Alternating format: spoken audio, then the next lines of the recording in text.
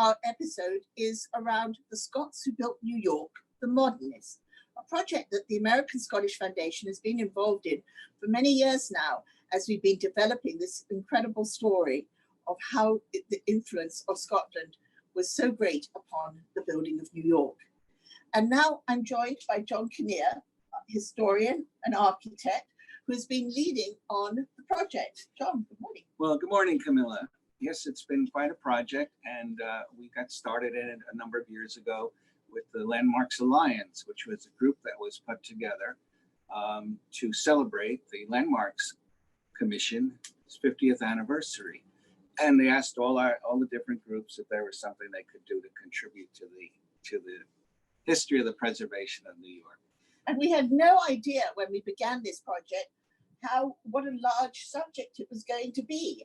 I mean, I think we began by looking at McKim, didn't we? We did. We knew Charles McKim of McKim, Mead and White was of Scottish descent, and we did our first talk on his work, which was incredible and extraordinary as it was. And then started researching more Scots that had something to do with New York. And before we knew it, we were all the way back to the beginnings of New Amsterdam, which had many Scots involved in the building of the city.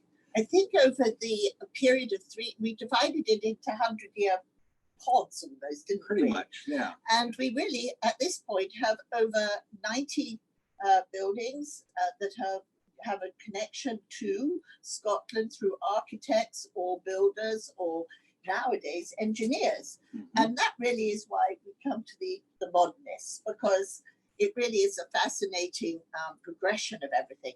So, John, could you take us forward and begin our talk on the Scots who built New York, the Modernists? Modernists is the influence of the Scots in the beginning of the 20th century to today.